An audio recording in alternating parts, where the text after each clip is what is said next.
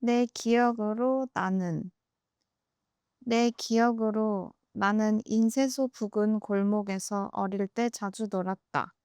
작은 인쇄소와 기념패나 상장을 제작하는 가게와 의료기기 수입상이 있는 골목이었다. 그리고 몇 개의 알 수 없는 작은 사무실들이 있었고, 지금은 기억에서 사라진 사무실 이름들을 그때는 하루에도 몇 번씩 부르고 조합해서 그곳이 어떤 곳일 거라는 것을 만들고 들어갔다 나오는 사람들 역시 어떤 사람들일 것이라고 혼자서 미리 생각했다. 사실 그곳에서 자주 놀았다기보다 그 근처에서 살았고 집 근처를 자주 왔다 갔다 한 것에 가까울 것이다. 뭔가 놀기는 놀았겠지만 친구들과 놀이를 했던 기억은 몇 번 되지 않는다. 술래잡기를 가끔 했고 아이들과 함께 어딘가를 향해 무작정 뛰었던 기억이 있다. 고무줄이나 숨바꼭질 같은 것도 거의 하지 않았다. 했을 수도 있지만 아마 했더라도 몇 번 안 되었을 것이다. 그보다는 어떤 집을 지날 때면 늘 그 뒤에 숨고 붉은 벽돌의 건물을 중요하다고 생각하고 집과 집이 만나며 생기는 그늘 같은 것을 자주 생각하였다. 눈앞의 장소들에 큰 의미를 부여했고 그 의미와 함께 장소를 흡수했다. 그때 나는 몇 개의 점을 두고 여기에 들렀다. 저기서 숨을 수 있다. 같은 식으로 골목 이것저것에 지금 본다면 전혀 비밀스럽거나 숨기 좋아 보이지 않는 곳들에 중요한 곳이라는 의미를 부여해 두었다. 장소에 정해둔 점 같은 것이 다른 기억보다 훨씬 생생했다. 그 골목을 나오면 큰 길이 있었고 나오자마자 바로 지역은행이 있었는데 붉은 벽돌 건물의 은행 입구에는 동백나무처럼 잎이 두꺼운 나무가 자라고 있었다. 어느 날인가 그 앞을 지나는데 나뭇잎에 돈이 걸려 있었다. 1,000원이다 하고 다가가니 돈이 자꾸 나왔다. 그렇게 나뭇잎 사이에 걸려 있던 돈은 6,000원이었다. 정말 큰 돈이었다. 큰 돈이라고 생각하면서 들떠 있었다. 그때 함께 나무에 걸린 돈을 나눠 가졌던 얼굴들은 희미하지만 붉은 벽돌의 은행 건물과 그 앞에서 자라던 나무는 그보다 선명하게 남아있다. 은행이라 돈이 떨어져 있었던 것이라고 생각했는데, 아니, 떨어져 있다기보다 나무에 열매처럼 매달려 있었는데, 건물의 누군가가 실수로 바깥으로 돈을 떨어뜨려 버린 걸까? 그렇다면 주우러 나와도 되었을 텐데, 그럼 일부러 나무 위에 돈을 뿌려놓고 간 것일까? 어째서? 그런 생각을 하다가 은행을 마음속에 점으로 찍어두고 다시 골목으로 시선을 옮긴다. 공간에 몇 개의 점을 지정해두고 그 안에 뭐가 있는 것처럼 생각하는 것은 성인이 되어도 계속되었는데, 대학에 들어가 마음속에 학교 앞 나무들로 오각형을 그렸다. 그 안을 지날 때면 눈을 감았다. 그 안을 지나는 것이 중요한 것이라고 생각했다. 무언가 다른 것이 그것에 흐른다고 느껴졌을 때도 있지만 그것은 뭐랄까 중요한 것이라고 생각하면 중요해지는 그런 것이라고 생각한다.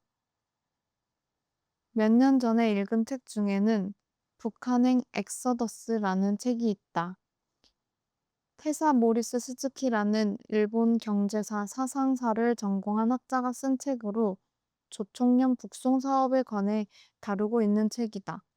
50년대 후반부터 60년대에 걸쳐 북한으로 가게 된 조총련의 절대 다수는 북한과는 아무런 연고가 없는 남한 출신들인데 그들이 어떻게 북한으로 가게 되었는가?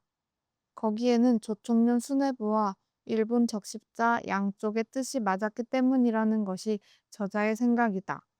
책에는 당연히 당시의 상황에 대해 증언해 줄 수 있는 사람들의 인터뷰가 있는데 기억에 남는 것은 현재 부산에 살고 있는 사람의 인터뷰였다. 그 사람은 일제강점기에 일본으로 건너갔다가 북송 사업으로 북한에 가려다가 어찌어찌하여 가지 않고 일본에서 살다가 다시 부산으로 건너와 국제시장에서 양말 장사를 하고 있었다. 책을 읽다가 그 사람들이 머물렀던 곳을 역시 마음속으로 점으로 찍어보게 되었다.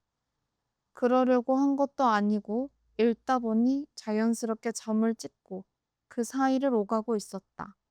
더 멀리 간 사람들도 있기는 할 것이고 더 멀리, 더 자주 사는 곳을 옮겨야만 했던 사람들도 있을 것이지만 북한에 갈 뻔했다가 일본에서 생활하다가 다시 부산으로 건너온 사람에 대해 부산, 도쿄, 북한, 도쿄, 부산 같은 식으로 생각해 보게 되는 것이다.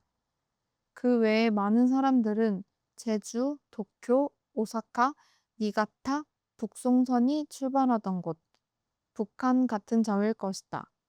또 몇몇은 다시 일본으로 돌아오기도 했는데 책에 실린 사례의 대부분은 다시 일본으로 돌아올 수 있었던 사람들의 것이었다. 일본에서 북한으로 갔다가 계속 북한에서 살고 있는 사람의 사례를 찾아서 싶기란 깊게 생각해 보지 않아도 거의 불가능에 가까울 것이다. 소개된 사례는 일본인인데 조선인 남자와 결혼을 하게 되어 북한으로 가게 된 경우가 많았다. 보통 친정에서 반대를 하였지만 이미 결혼을 한 데다가 또 당시에는 정보가 정확하지 않았기 때문에 아주 비관적으로 생각하지 않았던 것 같고 또 다시 돌아올 수 없는 것이라고도 생각하지 않았던 것이다. 그중 한 가족은 북한으로 떠나기 전까지 아이치현에서 헌책방을 운영하던 사람들이었다. 헌책방의 이름은 아카시아 서점인데 나는 다른 것보다 그들이 헌책방을 운영했다는 것과 그 책방의 이름이 아카시아 서점이었다는 것이 오래도록 기억에 남았다. 책의 부분적인 내용들은 거의 잊었는데 그 책방의 이름이 아카시아 서점이었다는 것만은 뚜렷했다. 나는 무얼 팔거나 하는 재주는 별로 없지만 만약에 내가 카페를 열게 되면 이름을 아카시아 서점이라고 지어야지 라고 잠깐 생각했었다. 커피를 팔지만 이름은 서점으로 할 것이다. 하지만 정말로 그 순간이 오면 실제 아카시아 서점은 그 가족에게 조금 슬픈 장소였을 것이므로 그 이름을 쓰지 않는 편이 나을 것이라고 생각하게 될 것이다. 책을 본 이후로 마음속으로 여러 번 그들이 지났던 곳을 떠올려 보게 되는데 지도 위에 손을 얹고 손으로 지도를 밀듯이 움직여 보게 된다. 부산역에서 국제시장까지 걷다 보면 가끔씩 북한으로 갈 뻔했으나 가지 않았던 그 사람이 생각이 났다. 그 사람에 대해 생각하다 보면 종종 사람들의 머리 위로 몇 개의 점들이, 선들이 오가는 것 같고 우리는 어디에 안 가더라도 안 갈 수 없다는 생각을 하게 된다.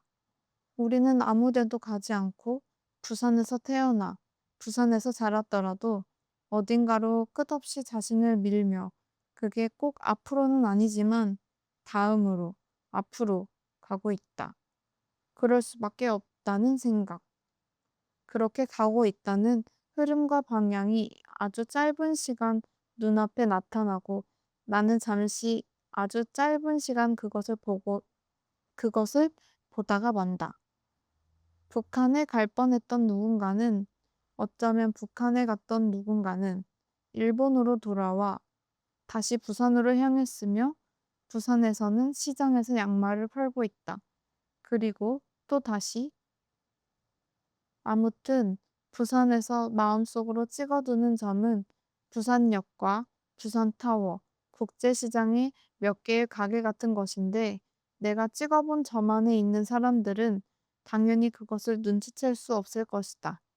내 머리 위에 누군가 점을 찍어둔데도 나도 그것을 알아차릴 수 없듯이. 하지만 아주 드물게, 아주 가끔, 어딘가로 가는 내가 뚜렷하게 보일 때가 있을 것이고, 물론 그러다 말 것이고, 아마 그뿐일 것이다.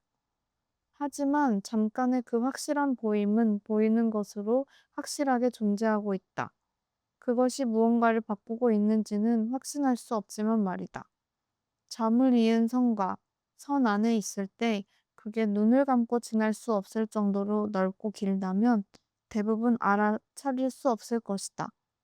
우리 각자가 어디에 안에 있고 어디에 밖에 있는지 말이다. 그러면 중간중간에 눈을 감으면 되겠지만 감지 않더라도 할 수 없다고 생각한다. 아무튼 가고 있고 하고 있고 잠깐 볼 수 있던 가는 사람들의 방향과 흐름을 나는 선명하게 기억하려고 한다. 그렇다면 나는 또 그것을 내 기억으로 나는이라고 말하며 언젠가 말하고 있겠지.